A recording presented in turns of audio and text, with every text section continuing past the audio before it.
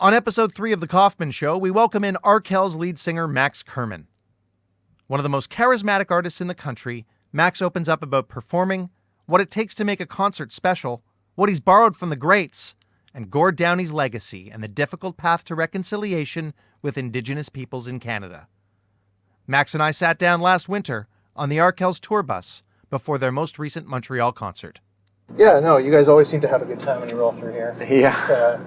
It's been 7 years. Really? It's the first time I saw you in concert, just up the street. That's crazy. At a place called the Petit Campus. Oh, yeah. Do we know each other then? No, your tour manager had reached out to me because I was doing it Brad? a baseball blog. Yeah, Brad Ferguson. Oh, yeah, that's so funny. Had reached out to me, and I had only known you guys from hearing Stephen Brunt talk about you on sports radio. Oh, yeah. I think Brunt came up to one of our early Montreal shows. Yeah? I actually had that thought of meeting him. I don't know which one it would have been. Probably not that one, but yeah, he spent some time up here. Well, other than hearing about you on Montreal radio, I had not really... I hadn't ever seen you, that's for sure. And it was...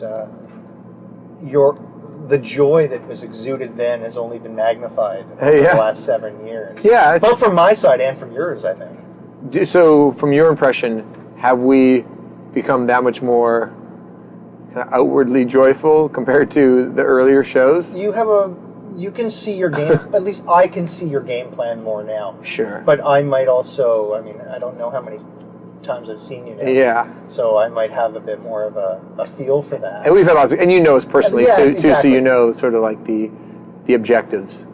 Or like sort of the strategy. Well, I think I know them.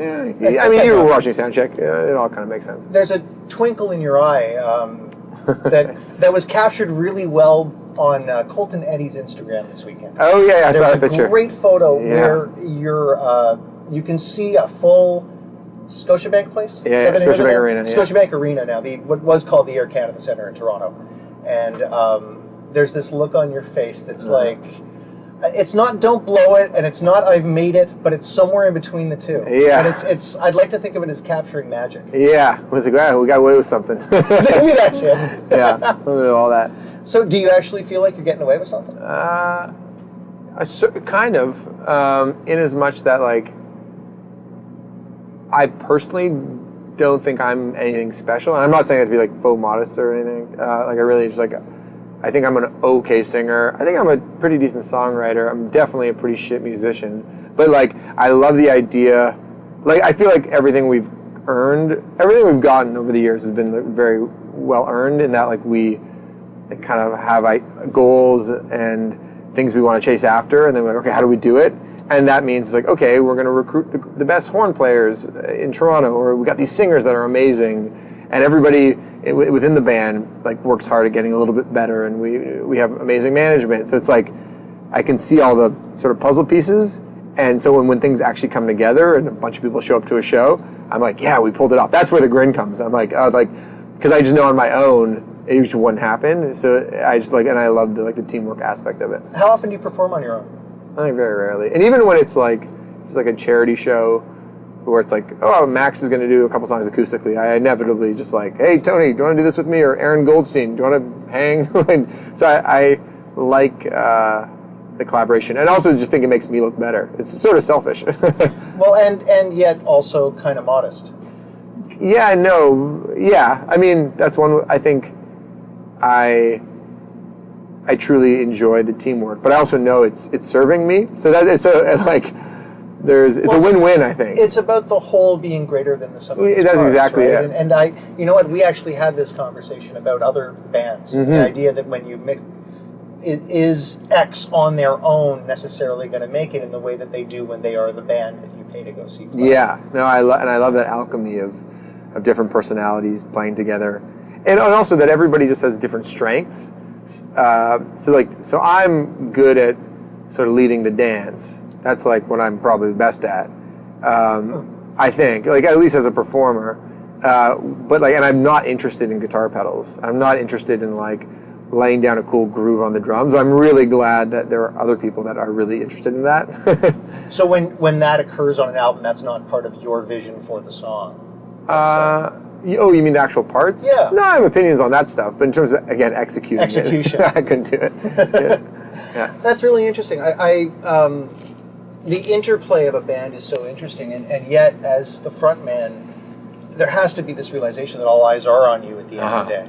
Yeah, but that's the thing I bring. That's like my responsibility to the other guys. You know what I mean? Like, and everybody has their own job to do, and my job is to, like, if Mike breaks a string and has to go change it, like, I got to divert attention over to me. Like, or if somebody's having a tough show because their monitor mix is bad, and I know it's like I gotta, pick it up because I know people are looking at me. But you're making the assumption that they are already. Yeah, that too. Yeah. And I think they are. Yeah. I think that's part of it. It's the some guys have it, and for me, that's what you bring. And sure, you're a competent singer, but you're an incredible frontman. Yeah. What you do is you bring, whether it's the Air Canada Centre or Petit Campus, you bring them in.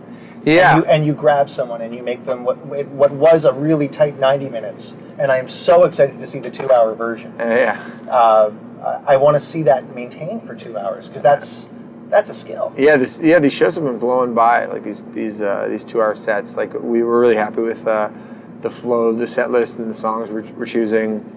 And again, it's like, I think the band is really what we're doing right now with the band is just a combination of everything we've learned over the years too. It's like it's all been building blocks where it's like, oh, we know this trick. Oh, okay, now we can pull this thing off. Or like, oh, we're that much more confident to try this thing. It's like, and that doesn't happen overnight. That's like just the evolution of things. Do you have a rough count on how many concerts you guys have done? I have no idea. I'm a terrible historian of our own band. Really? And yeah, I kind of don't care either. Like, really? Yeah, I know there's some like Frank Turner, who's a dear friend. Like, he's a great historian of his own stuff. Like, he has a great memory for it.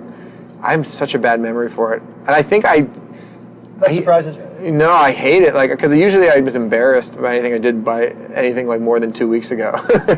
I can't even look at a photo of me more than 2 weeks ago. I'm just like, and so it's more of I'm just more happy just to keep looking forward. Do you have that same feeling about music from 5-7 years ago? Or? No, I'm sorry, I love music from 5-7 years ago. Your music? Yeah, the tunes themselves I like, but anything to do with anything like, ancillary. Yeah, or the show, or the photo, or a music video. I'm like, I don't want to see that. Okay, so you guys performed the biggest show of your careers last year. You sell out the football stadium in your hometown, and then it's over, and then you just you drink a beer, toast to it, and then that's I mean, I've sort of vague fond memories of it, and that of all of the things we've done, that's a particularly like shining moment, I think. But yeah, I don't really think about it. Usually, I think most bands are always like worried about the next thing, and like, okay, how can we top the last thing that we did? Is that a personality trait or something you've developed? No, I think it's definitely a personality trait. So that was you in high school? Yeah. What was I like in high school? I don't remember. That's not that long ago. No, longer. Man, I was talking to Mike about this. It's like 32. It's like high school was actually like 15 years ago, which is crazy to think. But I think the reason I say high school is because that's when you develop so many of your musical sensibilities, or when one does, right? Yeah, I mean, that's when I started playing bands, and I really like performing. I think that's like, I've always liked performing, but I think like writing my own songs, like when I was like 16, 17 years old, and getting to play them on stage, like that rush and is kind of unbeatable.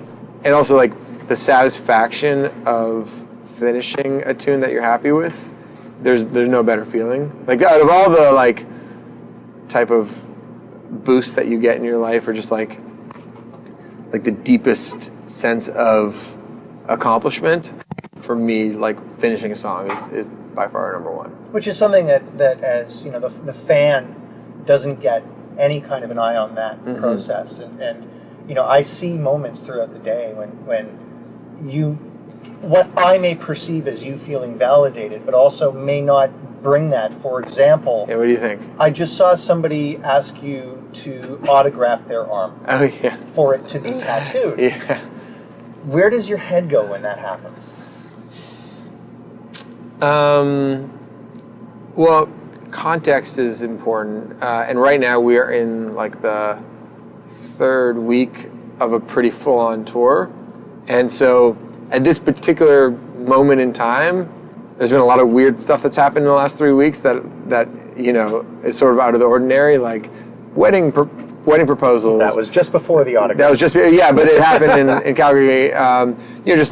Just hearing stories. Like we met somebody who had a terrible brain injury, and when she was sort of like recovering in the hospital, the only thing she could remember parents' name, her dog's name. The only thing she could remember is Leather Jacket lyrics. Whoa. Yeah, like so we've heard like a version of that kind of story a number of times in the last 3.5 weeks. So signing someone's arm with one of our lyrics at this point in time is like doesn't seem that crazy, which is weird. But if we had been off the road, if I'd been sitting at home for a month and a half or something like that, and that happened, I'd be like, whoa. So I think the way you perceive things is a lot to do with the moment in time it happens. Well, and also when you're walking around your hometown, it's more of a big man on campus. Sure. There isn't that feeling. It's everybody knows Max, I think. Yeah, exactly. But yeah, it is interesting when something like that happens far away from home too. I'd imagine that's what Mary May gets walking around town here. I bet. No, I can only imagine. I saw photos from her show the other night. They looked insane.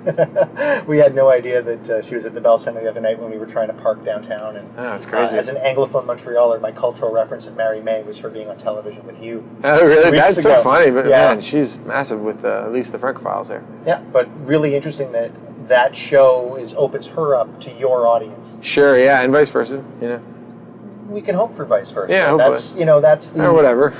Well, that's, and I don't want to get too in the weeds on why the Arkells aren't like they are in Toronto, in Montreal. Sure. But I think a lot of it has to do with radio.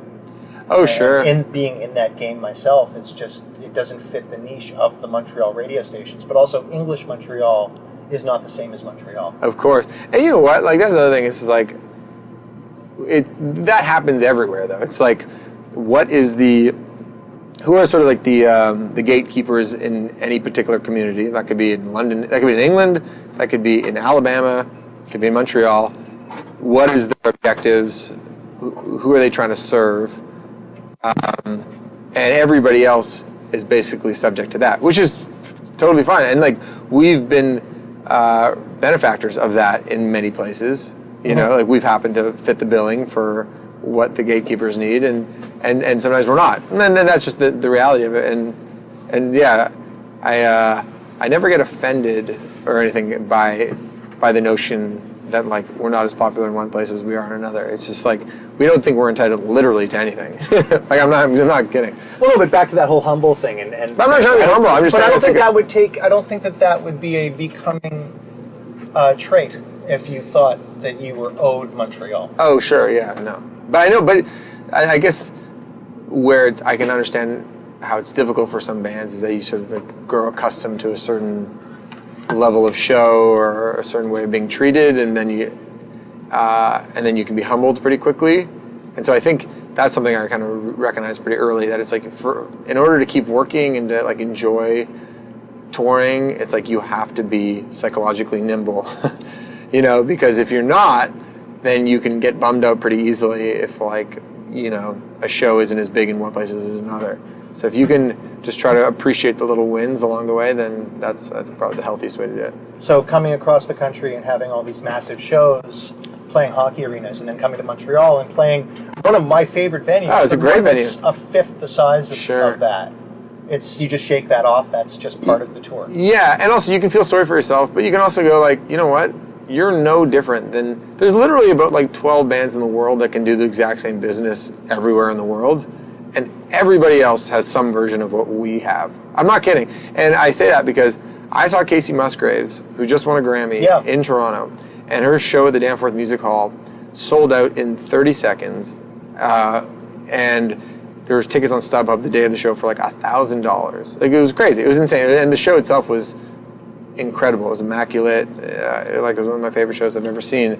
And she played here at Metropolis the next night, and you could buy a ticket at the door.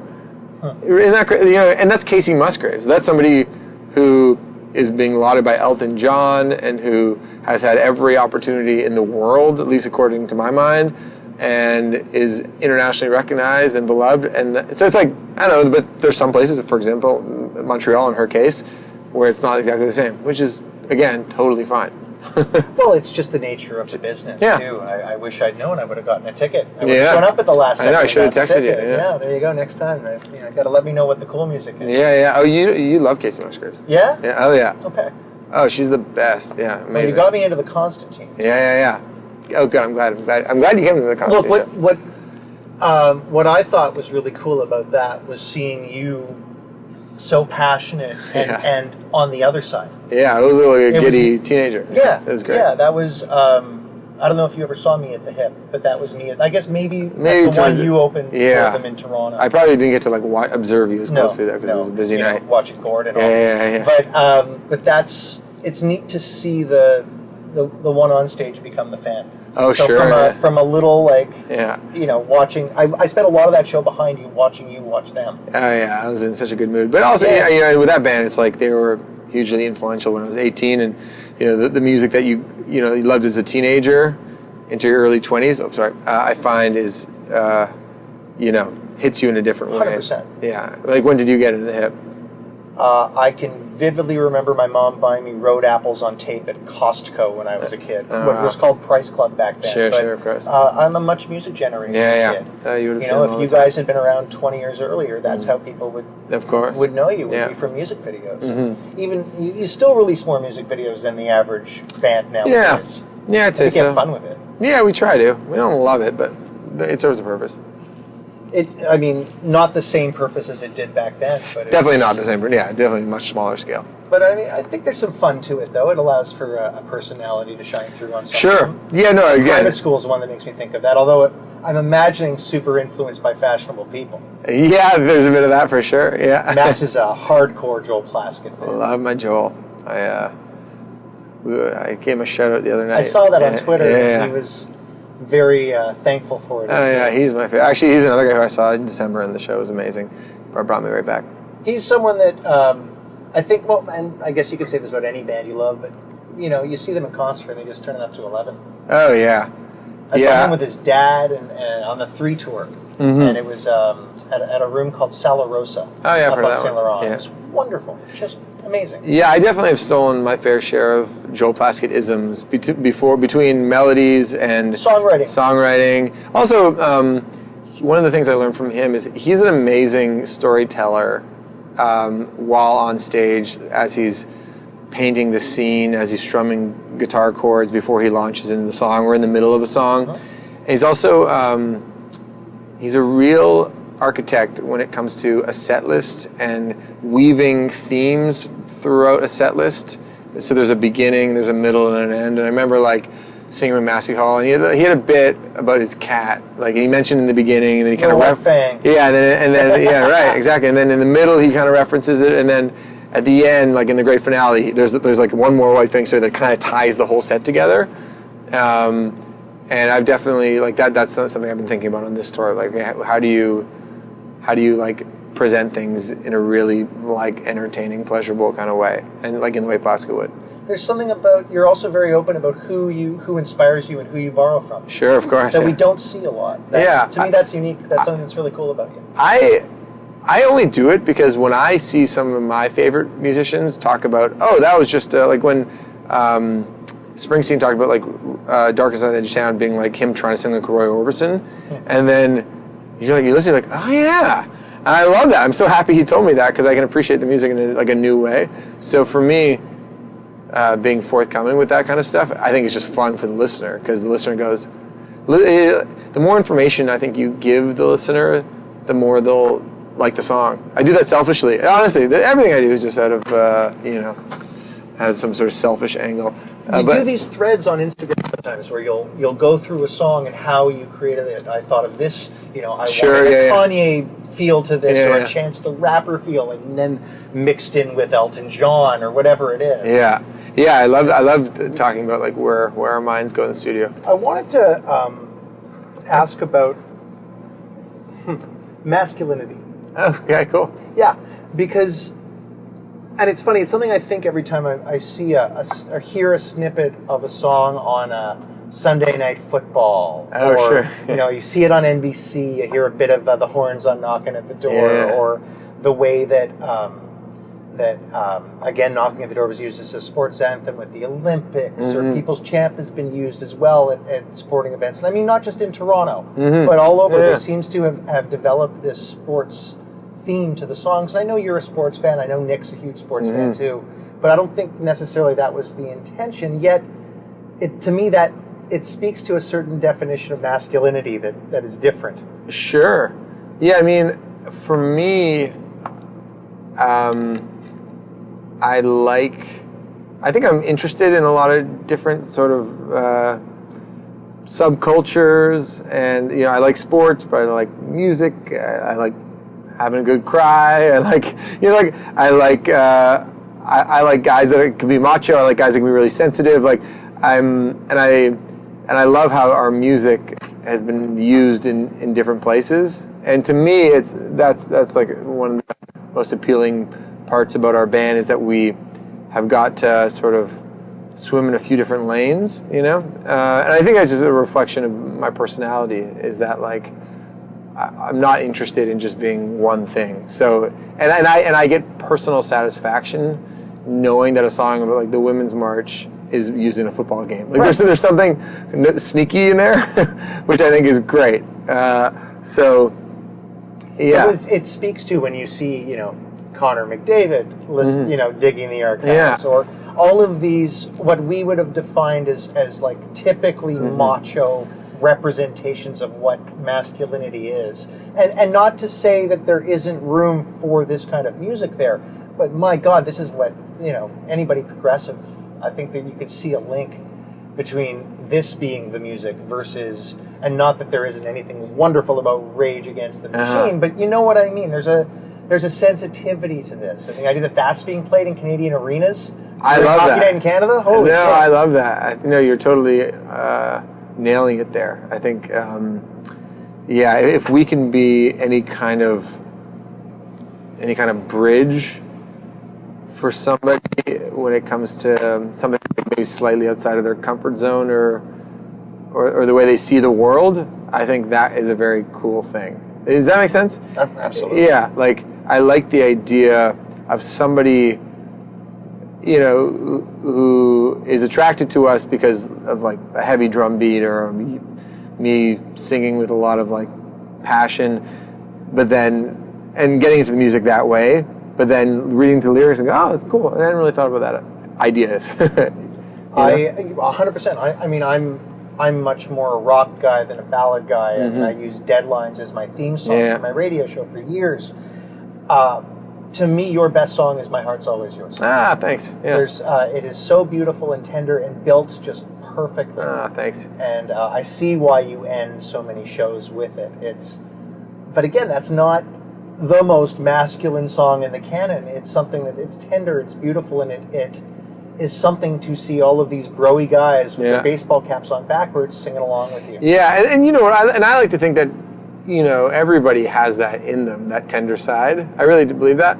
And that moment in our set where people are arm in arm swaying side to side at the end of My Heart's Always Yours came from a moment at a show in Edmonton 2.5-3 years ago, where literally out of the corner of my eye, 100 feet away from me, there was a row of about 9 guys that were had their baseball hats on backwards and looked kind of like broy, all arm in arm swaying side to side. I was like, that is awesome. I love it that they wanted to be tender with each other. And I was like, everybody put your arm around it. And then that became a bit. And that was just from, keeping my eyes peeled.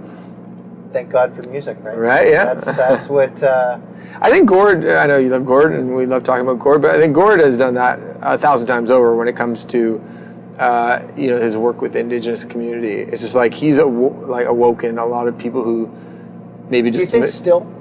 And by the way, I fully waited. I was not going to bring him up. Oh, sure. No, I think so. Yeah, I think I think we're fucking up. I think I see Gord Downie as being gone 2 years now, and people are forgetting what he told us. As we see how many people that consider themselves hip fans are supporting that convoy that rolled to Ottawa this week?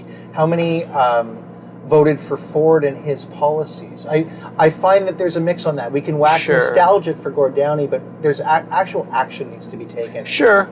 Yeah, I mean, it's of course things fade in time, and people's energies when it comes to any cause will fade if it's not being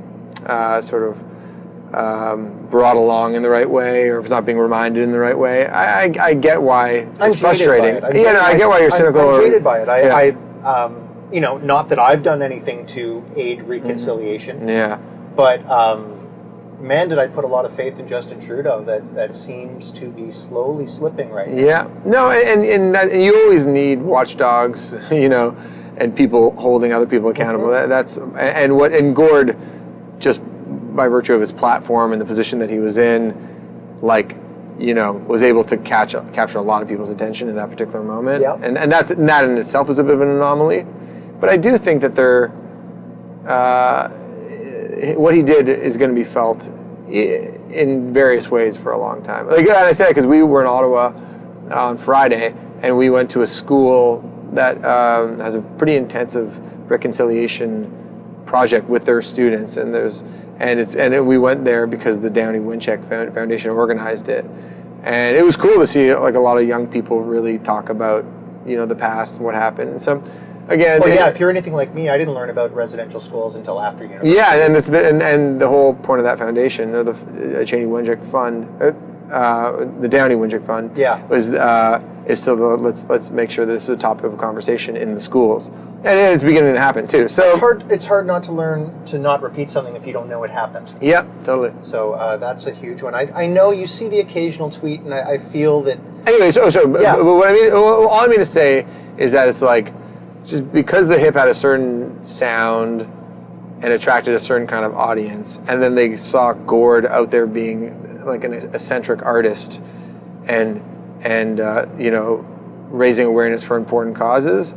I think he, because of the entire package, was able to at least capture the attention of people, and I thought that was a really positive, bridge building thing. You guys get a lot of comparisons to them, and I think it's for the joy you bring, more than for the music that you make. Sure, it's for the joy you bring. I think you can bring I don't know if you learned this from Gord, the eye contact thing. Understanding the importance of every person in the crowd is something that you have emulated well. Totally, we picked up lots of tricks from Gord. Yeah, I don't think we sound that much like them, but not at all. But I think this sort of communal effort within the band is really obvious with us and the hip. But you see it from tweets from people saying, I can't see the hip anymore. Yeah. But there's something that you guys bring that makes me want to get out and dance in the -30 and throw my winter coat out. No, it's great. I love that. I mean, the context is also different. The hip came in a time when rock music was a much bigger slice of the pie versus where it is now. There's a lot of things that don't totally add up or aren't completely parallel with each other, but Canadian bands who tour incessantly and have a wonderful rapport with their fan base. Yeah, there'd be some similarities there for sure. Can write a killer tune. Yeah. See you out there tonight. Thank you, Dave. Max, thank you. My pleasure. The Kaufman Show is produced at CNS Studios in Montreal, Quebec by Alan Hodgson. I'm Dave Kaufman. Follow me on Twitter at The Kaufman Show.